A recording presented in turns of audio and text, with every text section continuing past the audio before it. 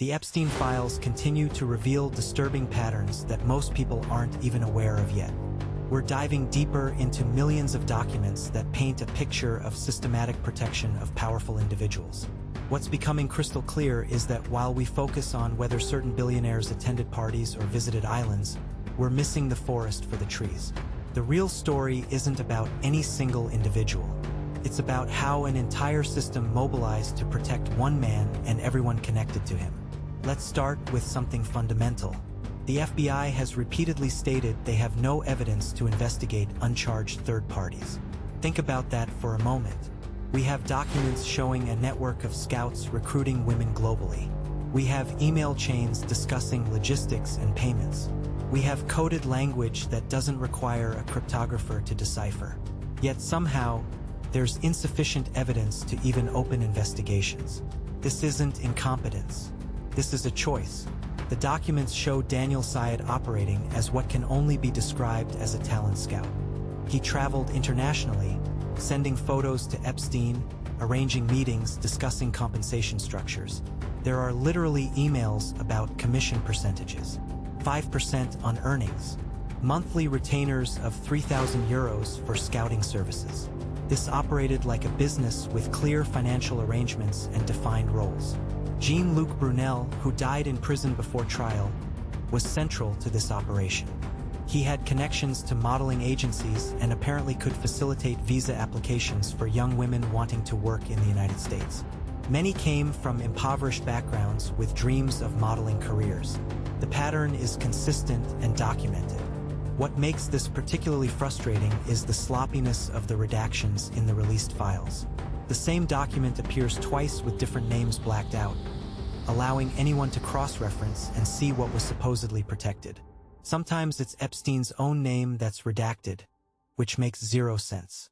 Other times it's clearly not victims being protected, but rather individuals the government seems interested in shielding from scrutiny. This creates an impression of either incompetence or deliberate obfuscation. Neither possibility inspires confidence. Take the Steve Bannon situation. We have messages about crushing the trafficking narrative and rebuilding Epstein's image as a philanthropist. First, we need to push back on the lies, then crush the trafficking narrative, then rebuild your image. This is strategic reputation management for someone convicted of soliciting prostitution from a minor. Bannon filmed what amounts to a propaganda documentary presenting Epstein as a misunderstood genius. The footage that leaked shows exactly this approach. Epstein positioned as the smartest guy in the room who can reveal insider secrets about finance and power. It's manipulation dressed as revelation. The documentary concept itself is revealing. Epstein initially wanted to do something casual, maybe upload a video to YouTube like it's an apology vlog. Bannon pushed back, saying it needed to be professionally produced and perfectly edited. They discussed having Woody Allen help with editing. The goal, in Epstein's own words, was to humanize the monster. They knew public perception was terrible. They knew the charges were serious. But they believed with the right presentation, the right framing, they could rehabilitate his reputation. And people with significant resources and expertise agreed to help with this project. Richard Branson also appears in the files offering public relations advice. The suggestion was to get Bill Gates to publicly state that Epstein had been a brilliant advisor who made one mistake years ago with a 17-year-old, was punished, learned his lesson, and as a single man simply has a preference for attractive women. There's nothing wrong with that, the suggested narrative goes. This is crisis management for someone whose crimes involved multiple victims over years. The casualness with which powerful people discuss these strategies is remarkable. Branson's representative later claimed any women referenced were adults and didn't attend business meetings. Everything above board. The standard response. Noam Chomsky, famous for writing about media manipulation and manufacturing consent, also sent advice. His recommendation was to ignore press coverage entirely. Don't respond publicly because that's what vultures want. Stay silent unless directly questioned. This advice came from someone who built a career analyzing how power protects itself through information control. The irony is almost too obvious to mention. Multiple public relations professionals were involved in strategizing Epstein's comeback. Matthew Hiltzik, described as finding the idea of exposing liberal hypocrisy epic, offered to help confidentially. These weren't fringe operators. These were established professionals with prestigious client lists who apparently saw nothing wrong with helping rehabilitate someone convicted of sex crimes involving a minor. The question that keeps emerging is why. If these powerful people truly had no involvement and no knowledge of anything criminal, why invest so much energy in protecting Epstein's reputation? The pattern of denial is consistent. Admit nothing, deny everything, make counter-accusations. Howard Lutnick said on camera he was never in a room with Epstein socially or for business after 2005. Yet emails show contact after the conviction. When confronted with contradictory evidence, the denials don't change. They just get louder or more technical. Maybe they were in the same building but not the same room. Maybe they exchanged emails, but that doesn't count as spending time together. The parsing becomes absurd. Prince Andrew's denials about a photograph became infamous. The details about not being able to sweat and being at a pizza restaurant are burned into public consciousness as examples of implausible excuses from powerful people caught in uncomfortable situations. Yet he faced consequences. He lost titles and public roles. In America, by contrast, it's difficult to identify anyone who faced similar accountability. Larry Summers stepped back from some positions, but that seems to be the extent of domestic consequences despite far more people being implicated. Internationally, we saw resignations. A Slovakian national security advisor stepped down over Epstein connections. Prince Andrew lost his royal duties. But in the United States, where Epstein operated and where most of his network was based, the accountability has been virtually non-existent. Multiple presidents appear in these files. The world's richest individuals appear in these files. Prominent academics, scientists, financiers, all documented as having various levels of connection. Yet the FBI maintains there's no evidence to predicate investigations of uncharged third parties. Kimball Musk appears in emails about parties with passwords and introductions to women that Epstein apparently facilitated. There are messages about being nice to Epstein's girls because he gets crazy when someone mistreats them.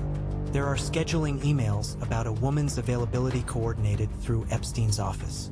The context suggests something beyond ordinary social introductions, but everyone involved would presumably deny any impropriety.